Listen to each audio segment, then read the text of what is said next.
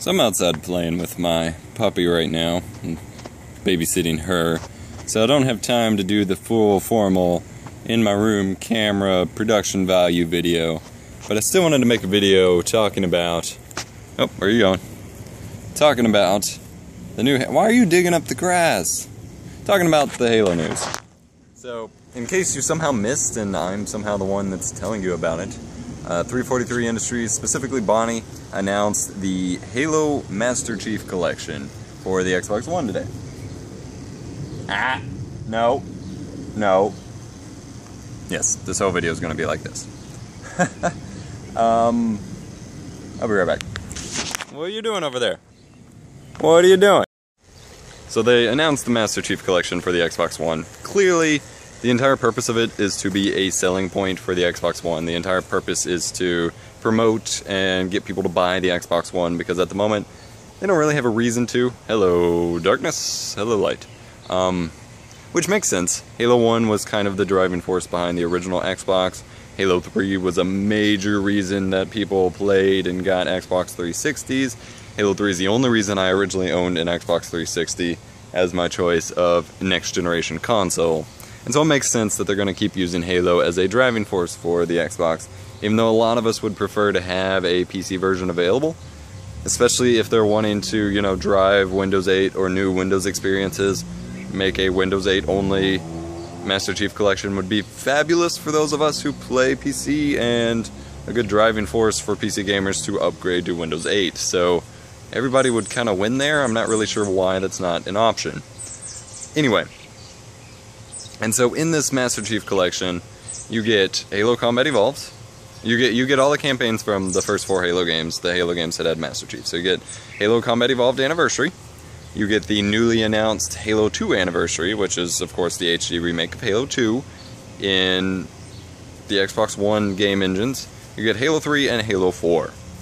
And then they're set up to where all the levels are already unlocked, so you don't have to worry about playing through it to unlock the levels. You can even set up your own custom Halo campaign playlist to where you can play through specific levels. You even get to set up your own custom playlist to play through different levels from different campaigns, because it's all seamlessly integrated in one interface and on one disc. And so you can play through a mission of Halo 1, of Halo 2, of Halo 3, of Halo 4, in any order or combination you like. At least that's the impression they gave. And so that's pretty neat. I kind of like that feature, that they put the time into that feature. Not a game-breaking decision per se, but a neat one.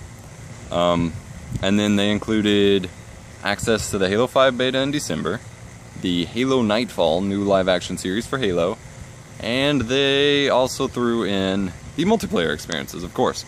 Now, I'm gonna have an unpopular opinion here, but it's in the best interest of the Halo community to keep their expectations finely tuned to exactly what they should be expecting, in my opinion, because otherwise it's going to lead to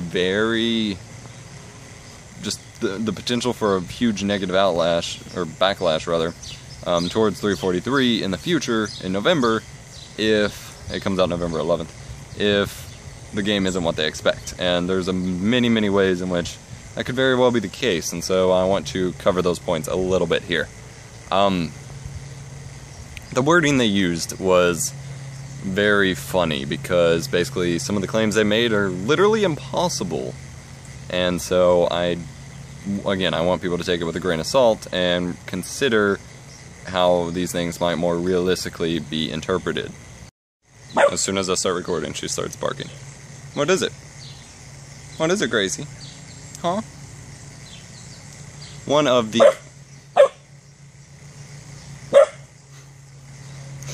claims that they made was that, at least, well, starting with Halo 2, they announced that the Halo 2 one of their claims was that the Halo 2 multiplayer would be exactly as it shipped 10 years ago when Halo 2 launched.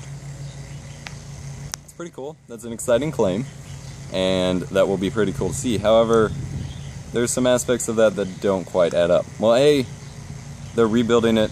It's coming from the original Xbox to the Xbox One.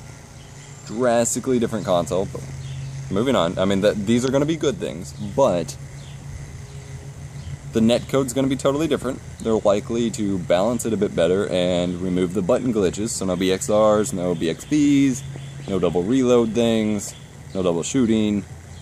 There's the dual wielding's probably going to be balanced a bit better, and the netcode is ideally, especially with dedicated servers, a bajillion times better than Halo 2's netcode originally was. This means, again, these are all good things for the game. This also means that it's going to feel drastically different than when it actually, or how it actually felt if you go and play Halo 2. And so that's going to cause some kind of weird feeling for people, because their nostalgia is going to think one thing and the game's actually going to feel drastically different in a different way.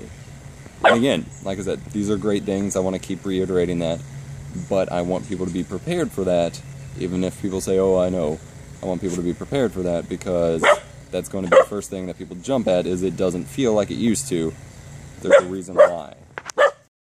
And then the last kind of major general thing to address is with regards to the claim that they made that all of the, you know, aside from the anniversary side campaign things, all of the game's multiplayers will be running at 1080p and 60 frames a second in their original engines.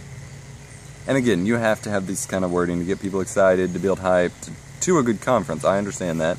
And their claims aren't going to be lying per se, but the original engines were designed to run on the Xbox and the Xbox 360, which were dramatically different system architectures and systems and system limitations and resolutions and many different ways of running the game that are not compatible with the Xbox One.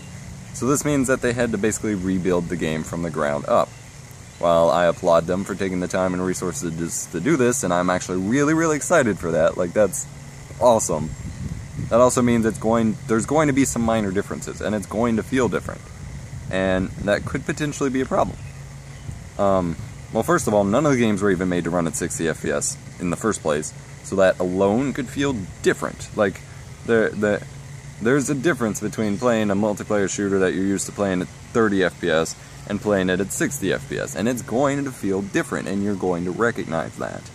And then another thing is that, well, again, the netcode issue, as I mentioned with Halo 2, that Halo 1, 2, and 3 all had really terrible netcode, and granted, it was what it was for its times, although Halo 1 didn't even have netcode. It didn't even have online multiplayer in the first place on Xbox. Obviously, it had it on PC, but netcode was terrible there. Netcode to this day on Halo 1 on PC is still terrible. Halo 2 and 3 also had terrible netcode on Xbox Live, and so ideally that would be a lot better now, and that's going to feel drastically different. Also, Halo 3 was a hit, or Halo 1, 2, and 4 are hit scan detection games, whereas Halo 3 was a projectile-based bullet system. That's going to feel really weird if you bounce back and forth between them. Okay, so all of this combined together, again, the Master Chief Collection is something I'm extremely excited for. I'm extremely hyped for. Like, I'm debating I'm trying to figure out how I can afford to get an Xbox One by November, just so I can get the Master Chief Collection. Like, and that's really pathetic when I have all the original games, multiple copies of all of the original games, and yet I'm still going after the Master Chief Collection. But that's how much it excited me. So obviously, I just want people to really make sure their expectations are thought through and tuned, because if you feed entirely into the super duper hype train that comes from E3 things like this, you're going to set yourself up for some minor disappointments that are going to potentially lead to a lot of negative backlash for this. And after all the negative hate that 343 got after Halo 4, I would really hate to see a negative backlash on Master Chief Collection when this is basically nothing but pure fan service. This is literally everything the Halo community has asked for, shoved in one game, one single release, including, you know, beta wishes for Halo 5. That's everything we asked for shoved on one disc. Please don't make 343 regret this, please. I'm so excited for it. I would hate for that to be a breaking point or something. Hope you enjoyed the video, guys. Hope my points were clear and you understand that I'm not trying to just bash this because it's something I am very excited for myself. Let me know your thoughts in the comment section below, and I will see you all next time. Bye-bye.